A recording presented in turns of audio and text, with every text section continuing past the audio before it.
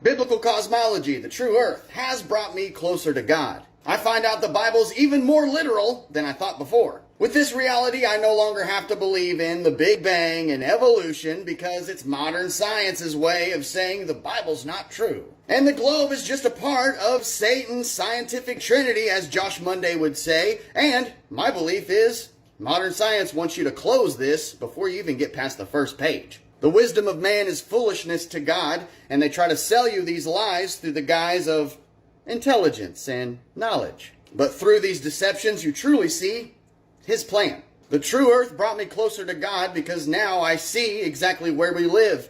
He set these signs for the times, and we live on God's cosmological clock, and it works perfectly. It helped me live more by the Spirit and not by the flesh. And the further you get away from this world, there's only one direction to go, and that's closer to God. And last but not least, biblical cosmology, true earth, has helped me find a community of people who are passionate, devout believers in the Creator, who spend their every waking moment trying to spread the truth of our true creation, all while serving a mighty God and exposing His lies. What's up, all my NASA fanboys? Is this you? If this is you, I got something good for you. The Curiosity Twitter account posted this photograph shows us the other side of the moon, which we usually do not see. It was captured by the Chinese Chang's 5T1 spacecraft. Whoa! There's Earth and look at the moon! Oh my gosh! Oh, these NASA fanboys are gonna love this one. It's a real photo, you know what I mean? That's all the space news I got for you today. Stay flat, my buds. We live on a flat plane world. Look at that sun up there and notice that how the light reflects out at angles of the clouds. The further the light is away from something, the further light is away from something, it is more straight, it is linear, becomes more straight. My point is that sun right up there is not 93 million miles away. Why did the book say that sun is 93 million miles away? Why? Why is it that the UN flag has 33 squares? Why is it that the Earth's axis, once you do the math, is 666? Why is it that the parabola, the curvature of the Earth, is 666.666 once you get 1,000 miles out? What do all these things have in common? We have been lied to and deceived, as you guys know, and that the UN flag is a flat world map. All maps were flat world maps. You know, the truth is in the name of things, like circumnavigation, okay? Circumnavigation. Circle, that is two-dimensional. A circle is a two-dimensional object. Two-dimensional is flat. So circumnavigation, when boats and people travel on water to go to different places, circumnavigation, that says it in the word itself. It's flat. Let's see. Another one, airplane. Plane. A plane is a level surface. It's not an air globe, okay? They're not called air globes. They're called airplanes because they fly straight and level. They never have to dip to go around the ball. You get what I'm saying? I don't know. Some people have never been in an airplane. For one, you can't see the curvature from an airplane. You can't even see it from over 100,000 feet. Number two, if you're in an airplane, they fly straight. It's totally straight, always. They reach an elevation and they turn and they fly straight. They actually have to fly with their nose up a little bit, which is weird. Should probably have to be down a little bit since you're going around a ball. So when you're traveling, let's see, 1,500 miles, 8 inches per mile squared, do the math.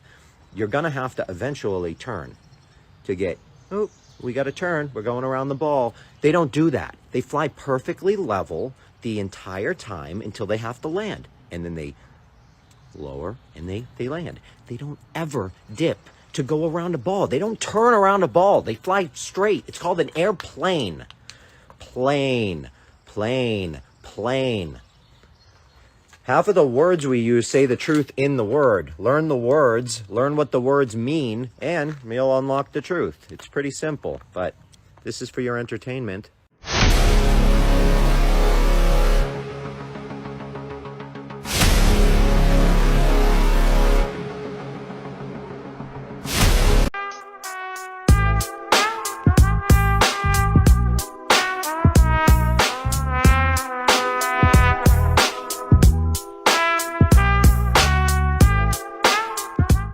Alright guys, so as you can see, they deleted yet another one of my posts about Flat Earth.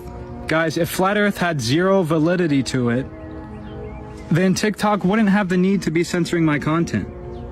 And the funny part is, I literally said, hey guys, this video is for entertainment purposes only, aka this is satire. So yes, I am trying to get people to think for themselves, but I'm also having fun while I'm doing it, and I'm not allowed to do that. How are Globers allowed to have freedom of speech, but Flat Earthers aren't allowed to have freedom of speech? Am I suddenly less of a human because I have a differing opinion from the mainstream? Guys, this is ridiculous. Every video they take down. But it's fine, because keep banning me, guys, see what happens. I'll come back stronger each and every time, because the truth cannot be put out, guys. The truth will always come back stronger, no matter what. The truth is like a spring. You can block up one spring somewhere, but 100 pockets all around that spring are gonna pop up. Because the water is flowing, guys. The truth is coming out. The truth will be revealed. Keep censoring me, see what happens. I will keep coming back stronger. Why would it be so hard for you to believe that, yeah, you might be on a flat earth? In all honesty, I don't believe anything that is in a high school textbook. But if they program children to think it's a sphere and that the closer you get to the center, it's just like magma, yeah, I don't buy it. I don't buy it because they literally rewrote everything about history. They literally altered every fucking center of this system, society, world, reality, matrix, simulation. I'm just saying, why is it so hard for you to open your mind to the possibility that, yeah, maybe it is? I am open-minded. I am open because nothing is hard to believe at this point. You think this is what it is? Tell me about it. You think this is what it is? Tell me about it. The ego clings onto an identity of like, I'm a flat earther. You're a sphere earther. We get it. But like, this is what they wanted, to separate you. Like, oh my god, I love the Blue Jays and you love the Cannolis. I don't watch baseball, I don't know. But everything in this society is meant to separate. There's one team, there's one team. I like blue, you like red. If you like red, you're an That's the whole thing that's annoying. Like, yeah, let's debate, but from a place of curiosity and love. Now, with all of this being said, I believe it is highly probable that we're not on a spinning globe. I believe that space is in the water. I believe that there's so much shit beyond Antarctica that my brain it will lose its mind if we knew.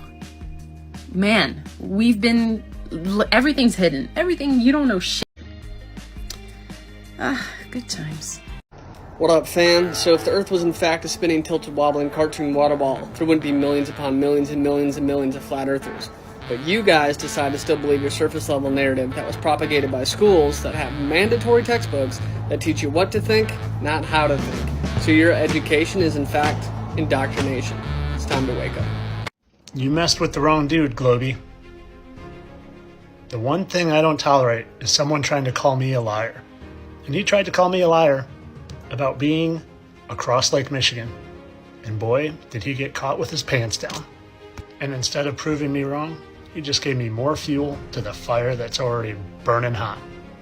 And just to add some insult to injury, I'm gonna go a little further down the road, and instead of going from 55 miles away, I wanna show you the Willis Tower from 63 miles away. And first let you look that 63 miles away, there should be 2,400 feet of obscured object, and the tallest building in Chicago is only 1,450 feet tall. If you add the antennas, 1,700 feet. But that's no 2,400 feet. And as I zoom in here from 63 miles away, where you shouldn't be able to see even the tip top of the Willis Tower, it's there, clear as day. It should be 1,000 feet below the supposed curvature. But curvature doesn't exist, because if curvature actually existed, you would see the buildings pointing away. The reason you don't actually see all the building has nothing to do with curvature. It has to do with perspective and atmosphere, which creates a lensing effect, which doesn't allow you to see all of it, just like this building here in Sweden. Notice how even though you can't see different amounts of the building, it's never angled back. It's because you live on a stationary, flat plane. This proves it over and over again. And if you're deceived by mirage or refraction or any of that, you're just not thinking right. And I'm sorry to be the one that tell you that. But hopefully you can get your thinking caps on sometime soon. All right, let's get into it. Document number 1 on NASA's website: determination of angles of attack and side slip from radar data and a roll stabilized platform. In the abstract, they state, the method is limited, however, to application where a flat, non-rotating Earth may be assumed. Can I just ask why we would assume that the Earth is flat and non-rotating? Should we assume that the Earth is a triangle or a square or a star shape? No, right? So why are we assuming that it's flat and non-rotating? Document number 2, investigation of aircraft landing in variable wind fields.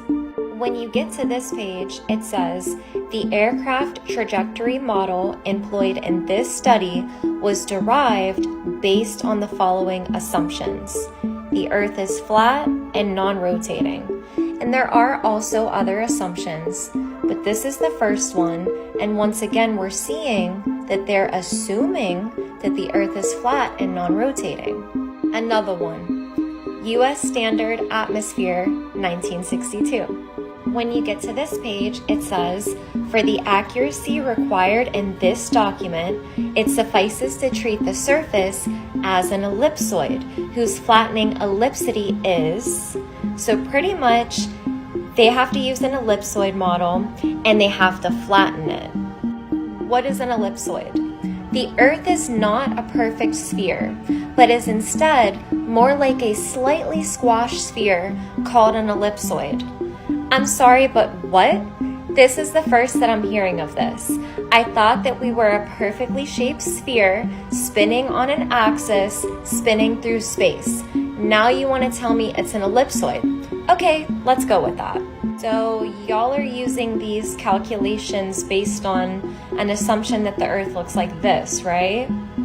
Even though we're taught that it looks like this, but really they're saying it looks like this or like this. Okay, so how come when I go on Google and say real pictures of Earth from space, do I get a bunch of perfect spheres? Not one ellipsoid, but I thought that the Earth was an ellipsoid. Actually, you know what? All of those pictures look like the exact same pictures, just with different contrast. How did we even get that picture? Oh, Robert Simmons, aka Mr. Blue Marble, again on NASA's website. Let's give this document a read and just see what kind of information we can find from it. He says his role is to make imagery from Earth sciences data. I turn data into pictures, and you can pause to read. He then states, the last time anyone took a photograph from above low Earth orbit that showed an entire hemisphere was in 1972 during Apollo 17. NASA's Earth Observing System satellites were designed to give a checkup of Earth's health. By 2002, we finally had enough data to make a snapshot of the entire Earth. So we did. The hard part was creating a flat map of the Earth's surface with 4 months of satellite data. Then we wrapped the flat map around a ball. My part was integrating the surface, clouds, and oceans to match people's expectations of how Earth looks from space. The ball became the famous blue marble. So you're telling me that the picture that they took from space was not sufficient, but then you had to get 4 months of satellite data in order to create a picture that you're not even using real data from, because you're putting clouds in, you're putting the surface in to match people's expectations. So pretty much you made the whole picture in Photoshop. You know, people call me crazy, closed-minded, all this stuff, right? But if you actually just do some research, you'll see it's right in front of your eyes. NASA has so many documents stating that they assume that the Earth is flat and non-rotating to make their calculations, and that's the entire basis of their documents. And then we have Mr. Blue Marble, which is the famous picture from space that we just found out is not even real. So it's like, if that's not real, if NASA has these documents, hey, maybe, are the flat earthers crazy? You know what I mean? Just think about that. If you're still watching, you're probably like, what's the point? Like, why does it matter? If the earth is flat or a globe, I'm just gonna go about my day. Well, it matters because Satan is the father of lies. He is the lowercase g god of this world, and his goal is to deceive you. You are not a meaningless creation. You are not spinning on a ball in ever-expanding outer space. You are not a blip in the universe. You are a child of God, and Jesus Christ loves you. Satan wants to hide God from you, so all he will do is distract you. If you're always looking up at the sky, oh, I can't wait to go to Mars, or what is Elon Musk doing, or what is all this stuff? Oh, are the ascended masters coming? Am I a starseed? No, you are a child of the Most High God. Do not allow Satan to deceive you. If you don't know who Jesus Christ is, he is the Son of God, manifest in the flesh, that came down to earth to die for you. When he hung on that cross, he was thinking about you. When he died, he descended into hell, defeating it with the keys of hell, death, and the grave. He is seated on the right hand of God on his throne, and he is coming back to judge the world. He loves you, and he wants you to come to him. He created you. You are not meaningless. You are a child of God. The Flat Earth map dates back over 1,000 years. This map is credited to being created by a Persian astronomer. His name was Al-Biruni, and he lived between 973 AD to 1048 AD. It's the official map of the United Nations and also the United States Geological Survey. It used to be present in many places before the creation of NASA and the Antarctic Treaty in 1959. Here you see it with Admiral Byrd. This map has been restored by Dmitry from Russia with suggestions of mine, Idialenkar. Known by my YouTube channel Flat Earth Banjo, I asked Dmitry to include the Bermuda Triangle and Point Nemo, a place deep in the Pacific where NASA buries rockets. Then Robert Tozzi, a professional mapmaker, came along and enhanced the map even more. There are many people now selling this map online, but if you could order it from my online store, I would greatly appreciate it. Visit my online store now and order one of the items. I humbly thank you.